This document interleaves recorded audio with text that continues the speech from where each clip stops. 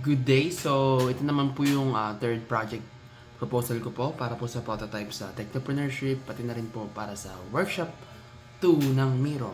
So, play na po natin yung video.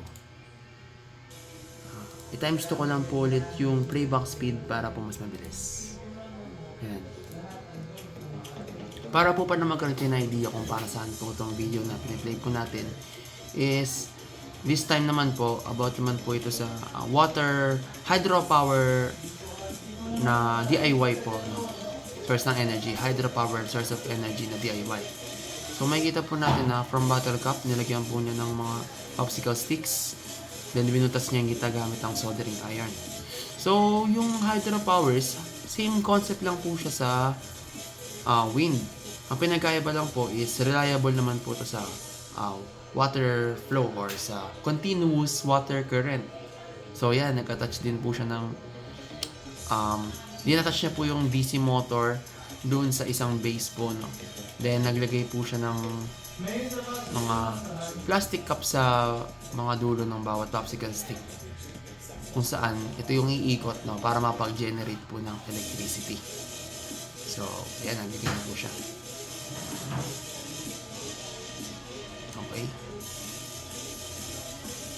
Then, nag-solder siya ng wire sa DC motor. Then po natin siyang yan. So, nilagay niya po ito sa blinking LED. I-attach niya po yung wire ng motor sa blinking LED. Then, pinagana niya po ito gamit po yung tap water po. Habang naka-on po yung faucet. So, press na po natin yung video. So, makikita po natin na working po yung project niya. Same concept lang po ito sa wind project, no? Ang pinagkaiba lang po is yung project na to is reliable naman po siya sa water po, water current. Naisip ko po, no, para mas malakas po yung current na ma-produce niya, although hindi po sinabi sa video kung ilang current yung na-produce niya gamit po yung water na na-produce ng faucet. Mas maganda sana kung itong project na to is ipi-play siya sa body water na may continuous water current, kagaya na po ng mga ilog, ng mga falls. Kasi po, mas mabilis po yung ikot nun. Diba? Same po dun sa wind na kanina sa past video ko po is ipi-place po siya sa best location para ma-maximize po natin yung pag-ikot po ng motor. So dito, nilagay siya sa running water sa faucet, sa lababo, no? Pero I think mas best po kung ilalagay po siya sa mga bodies of water, no? Kasi mas malakas po yung current dun eh. Then yung project po niya is medyo para po saan, hindi po siya sabihin natin makunat, hindi po siya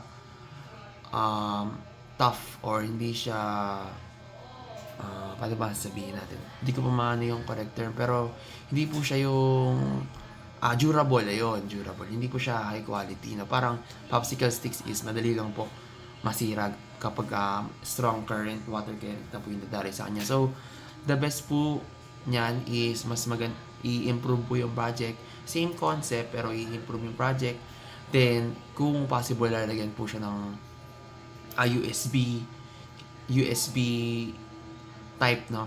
Lalagyan po siya ng PCB na may USB port, then makapag-charge po ng cellphone. If possible, lagyan din po siya ng outlet, no? Para po ma-charge po ng different appliances. Supply niya po yung mga different appliances, household appliances. So yun lamang po, no? This video is a good